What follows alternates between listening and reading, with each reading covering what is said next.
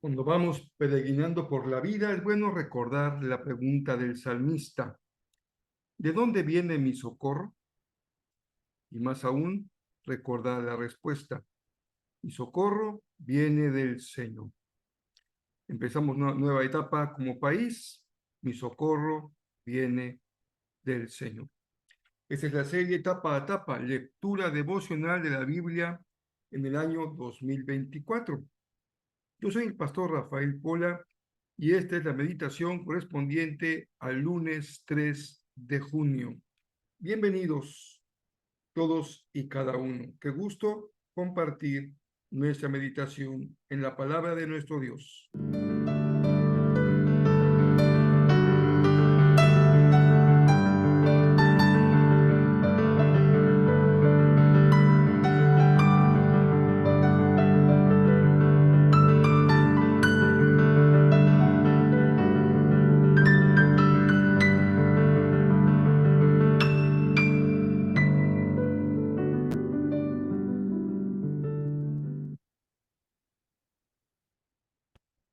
Estamos iniciando prácticamente un nuevo mes.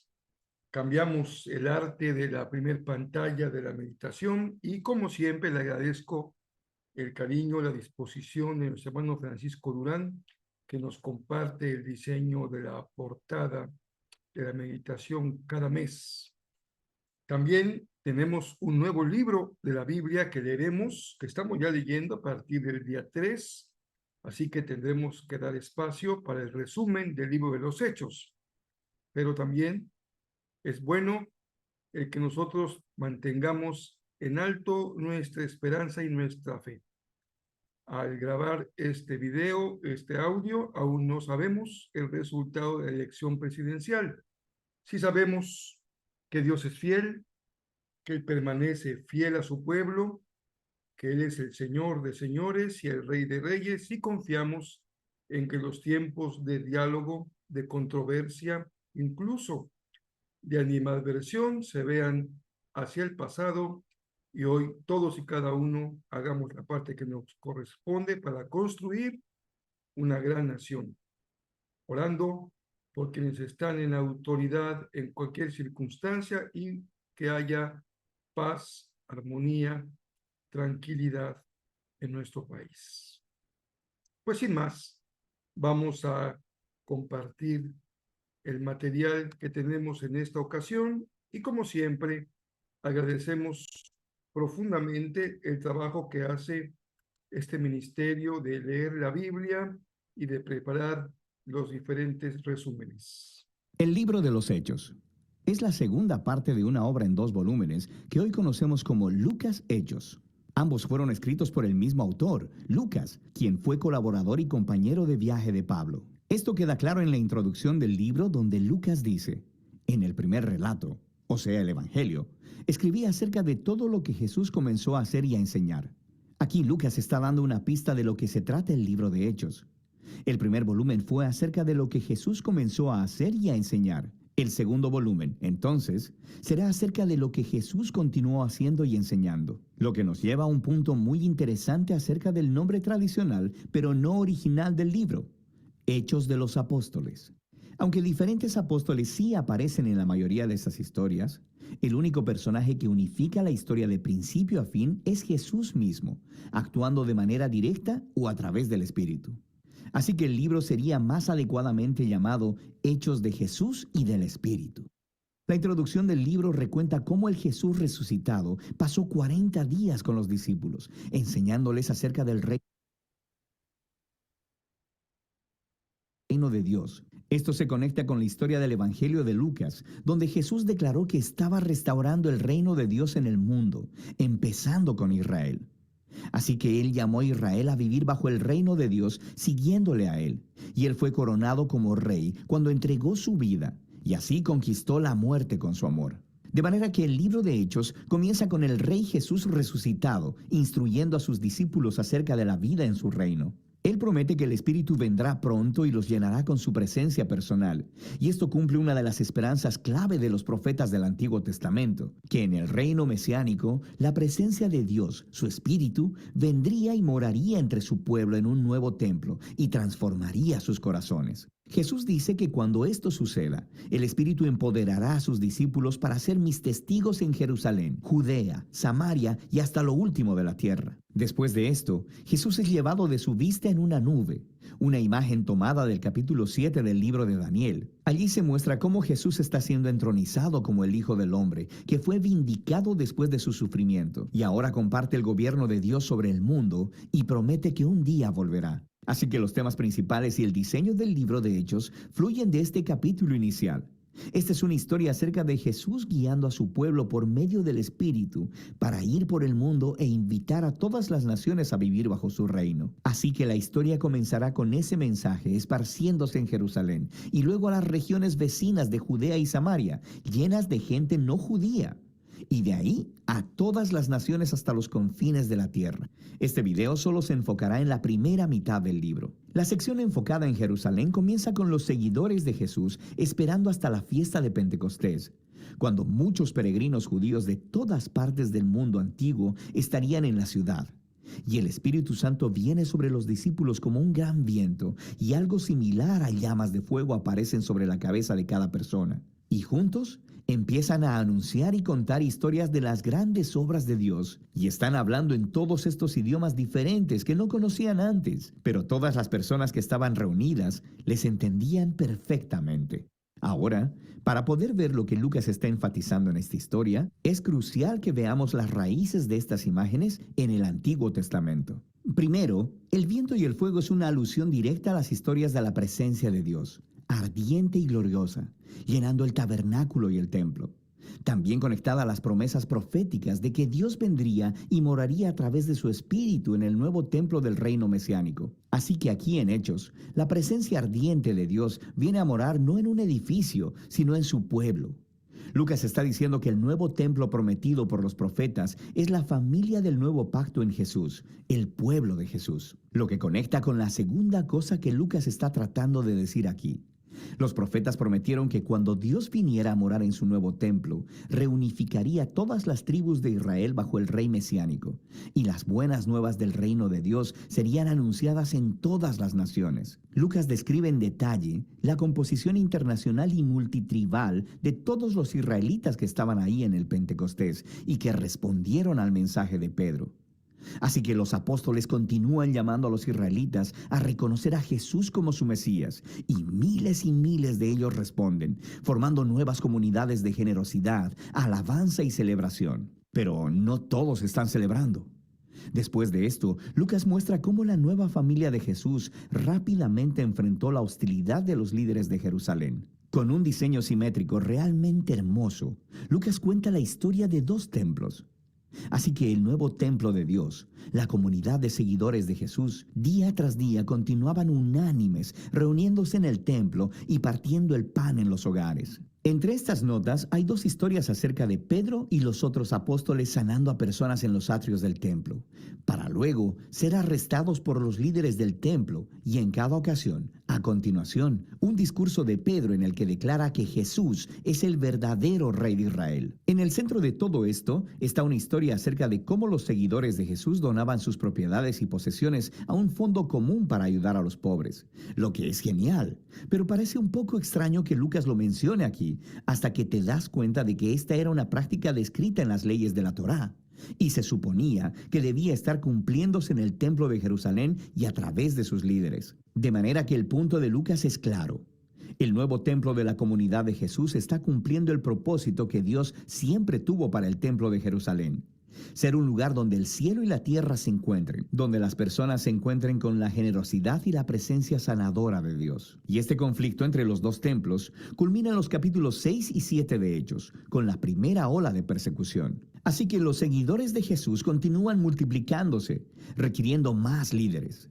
Uno de ellos, Esteban, es un valiente testigo de Jesús en Jerusalén y quien termina siendo arrestado, acusado de hablar en contra y hasta amenazar el templo. Entonces Esteban da un largo discurso mostrando cómo los líderes de Israel siempre han rechazado a los mensajeros que Dios les ha enviado, incluyendo a Jesús y ahora a sus discípulos. De manera que los líderes de Jerusalén se enfurecen, asesinan a Esteban y comienzan una ola de persecución contra los seguidores de Jesús, lo que ocasionó que muchos fueran esparcidos fuera de la ciudad. Pero esto tiene un efecto paradójico. Lucas muestra cómo esta tragedia se convirtió en un medio por el cual el pueblo de Jesús es ahora enviado a Judea y Samaria. En esta sección, Lucas ha recopilado un diverso grupo de historias que muestran cómo la comunidad de Jesús, en su mayoría judía y establecida en Jerusalén, se convirtió en un movimiento multiétnico e internacional. Primero está la misión de Felipe a Samaria.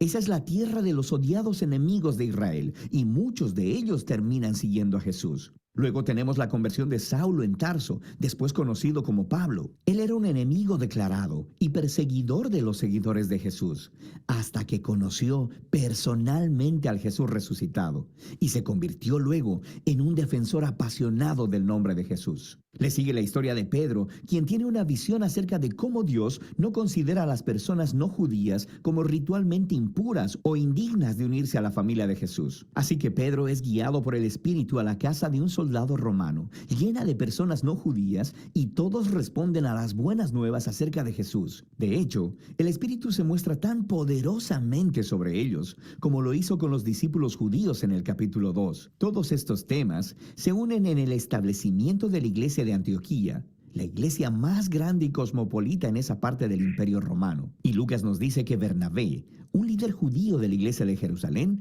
se trasladó junto con Pablo para ayudar a dirigir a la comunidad de esta iglesia. Y así se convirtió en la primera iglesia grande y multiétnica de la historia, y donde los seguidores de Jesús fueron llamados cristianos por primera vez. Y es desde aquí que los primeros misioneros internacionales fueron enviados. Así que vemos la comisión de Jesús haciéndose realidad. Y eso nos lleva al resto de la historia de Lucas. Por ahora, esta es la primera mitad del libro de Hechos.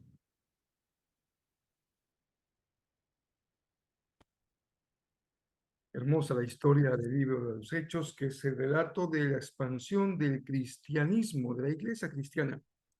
Jerusalén, Judea, Samaria y hasta lo último de la tierra.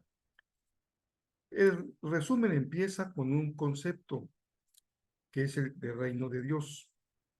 Estamos nosotros estudiando en nuestra congregación la declaración de fe de las iglesias bautistas, y siempre he pensado que nos faltan algunos temas que por razones históricas o en su momento cuando estos documentos se construyeron, se elaboraron, no se consideraron necesarios, pero uno de ellos es sin duda el reino de Dios. Es una doctrina muy importante en la Biblia y que justamente entrelaza el Antiguo y el Nuevo Testamento. Y no podíamos entender a Jesús sin el reino y el reino sin Jesús.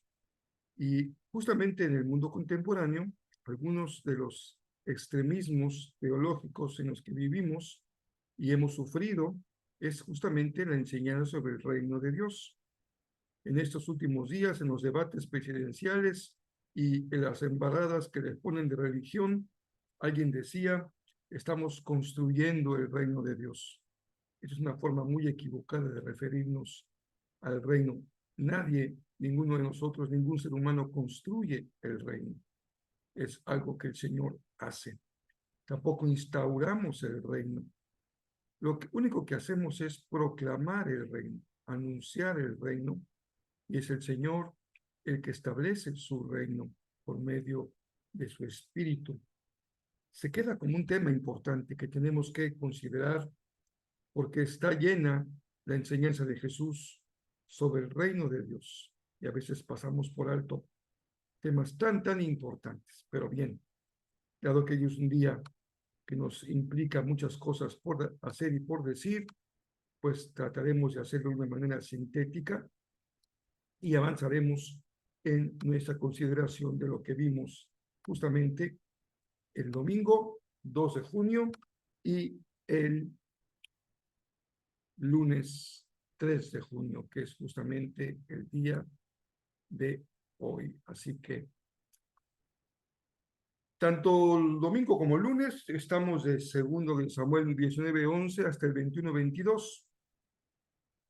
Y lo que leemos es una serie de acontecimientos bastante complejos sobre el regreso de David a Jerusalén y todo lo que esto implicó para las tribus que lo apoyaron y las tribus que no lo apoyaron, incluyendo los líderes que tomaron postura, que tomaron posición a favor o en contra de David.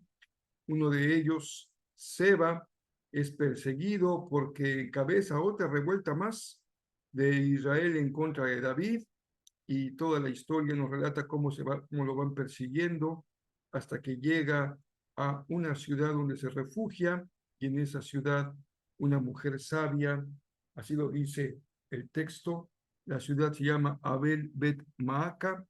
Ahí una mujer sabia entrega la cabeza de Seba y evita que la ciudad sea tomada por el ejército de David en persecución de este hombre que se había rebelado en contra de David. La historia también incluye algo bastante extraño, una historia extraña de una sequía que se adjudica a lo que hizo Saúl con los Gabaonitas, y luego la forma en que esa sequía terminará con la muerte de los descendientes de Saúl, que son 7 hombres que son asesinados, y eso marca la temporada final de el hambre que azotaba a Israel. Continúa una guerra en contra de los filisteos y unos personajes bastante peculiares que el texto llama gigantes, algunos con 6 dedos en cada mano y en cada pie, pero son parte de esas historias, leyendas que se encuentran en los pueblos o en su pasado y que tienen como propósito exaltar o poner por alto el poderío, la capacidad de la fuerza militar propia en contra de los enemigos. Todo va siguiendo una narrativa respecto al papel de David y su regreso a Jerusalén y el fortalecimiento de su reino. También hemos leído o estamos leyendo para el día lunes la parte final de Juan y el inicio del libro de los Hechos. Por eso es que incluimos el resumen hoy del libro de Hechos. Termina el Evangelio, Jesús aparece otra vez en Galilea a sus discípulos y le hace la pregunta a Pedro que todos conocemos muy bien: Pedro, ¿me amas? Apacienta a mis ovejas, a mis corderos. La única motivación legítima para entrar en el ministerio de Jesucristo es el amor por el rebaño, el amor por las personas. Si Dios te da en tu corazón una carga por los que no han creído, es porque amas a los que aún no han creído. Eso te hace un evangelista. Si el Señor te da amor por el rebaño de los que ya han creído, eso te hace un corazón pastoral. Pero ¿qué te mueve? El amor por el rebaño. Si eres un maestro, si eres un diácono, si participas en la adoración, lo único que hace legítimo tu servicio es que amas al pueblo de Dios y amas al Señor del pueblo.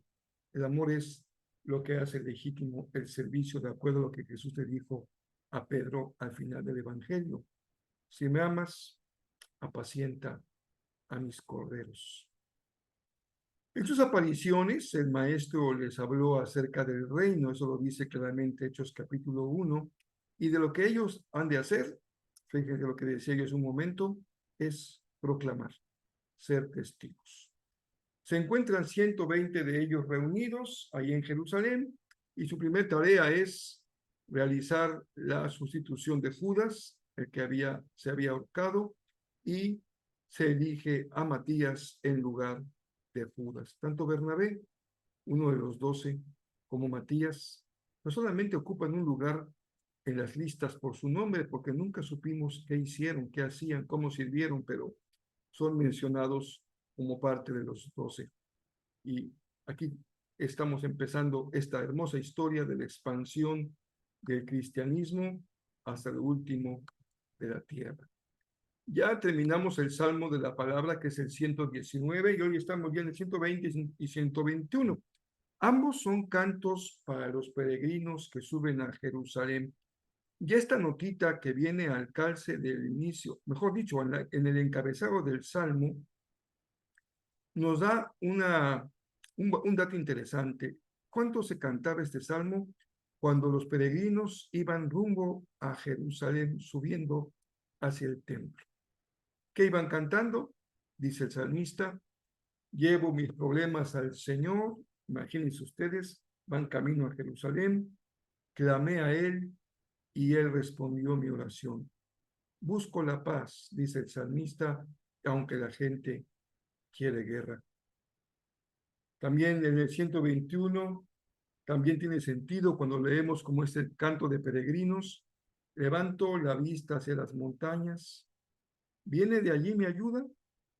Dice el salmista, obvio que no. Mi ayuda viene del Señor.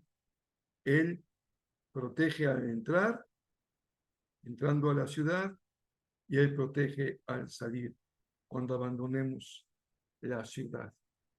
Finalmente, Proverbios 16, del 16 al 18, nos recuerda los temas que son reiterados en el libro de Proverbios. El camino de los íntegros lleva lejos del mal. ¿Quieres apartarte del mal? Entonces vive con integridad. El orgullo es un grave defecto de carácter. Tal vez es uno de los peores defectos de carácter, el orgullo. Y antecede, es el preámbulo de la destrucción. No solamente es un defecto de carácter que te hace una persona desagradable, la persona orgullosa. Recuerda que en Proverbios siempre el enfoque es práctico. No es una buena decisión, es una forma adecuada de ser el orgullo. ¿Por qué? Porque te conduce a la destrucción. Lo mismo sucede con la arrogancia, que es la puerta de entrada a la caída. Por eso aprendamos algo fundamental en la sabiduría de Israel, y es el valor que tiene el carácter. En el carácter, la palabra privilegia la humildad y la sencillez. Esto tiene promesa tanto de una vida plena y exitosa como feliz. Así que creamos en la palabra del Señor. Este próximo sábado, 15 de junio, se reúnen las mujeres de Jezreel en la casa de Mónica a las 9 de la mañana. Así que están todas invitadas, y que cada reunión vayamos un pasito más allá de la meta. Si hubo un número determinado en la reunión pasada, pónganse una meta de una silla más que llenar, y vamos semana, mejor dicho, mes a mes, pudiendo convocar a una mujer más, Jesús para una más. Ahora está en femenino. Jesús para una más. Y el próximo domingo ya nos toca, pues propiamente hablando, de el pues llamado Sansón. El último, y ese sí está hasta abajo en la lista de los héroes y los antihéroes. Y cuando hablamos de héroes y antihéroes, hablamos de líderes positivos o líderes negativos. Nos tocó el domingo anterior, ayer, domingo 2 de junio, hablar de uno que tiene algunos aspectos positivos y algunos aspectos muy negativos, y todo se ha escrito para nuestro aprendizaje. Tú puedes ser un líder positivo o puedes ser un líder negativo. Tus habilidades, tu energía, tus capacidades pueden servirte para bien o pueden servirte para mal. Hay personas muy talentosas que hacen mucho daño y hay personas con poco talento que hacen mucho bien.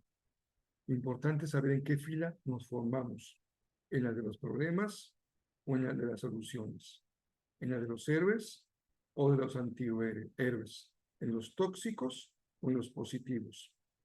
Dios hace milagros y personas muy tóxicas las convierte en verdadera bendición. Y el pecado es tan dañino que personas muy buenas, nobles, positivas, pueden acabar siendo altamente negativas. Qué importante es saber en qué fila te has formado y en qué fila te vas a seguir formando, porque además, y con eso termino, el lugar en la fila no es permanencia voluntaria. Puedes cambiar de lugar y cambiar de fila. Si no te pones listo, puedes acabar en una fila que no es la correcta, aunque te formaste en la correcta. Así que atendamos a la palabra del Señor. Que tengan un bendecido mes de junio. Oremos por nuestro país, ya sea que el resultado favoreció tu opinión o va en contra de tu voto, de una u otra manera. Oremos por nuestro país, oremos por nuestros gobernantes, oremos por la sensatez, por la paz, por el buen juicio, porque lo importante es que México siga adelante y nuestra población tenga oportunidad de vivir en paz, con justicia, con derecho, con libertad. Que así sea.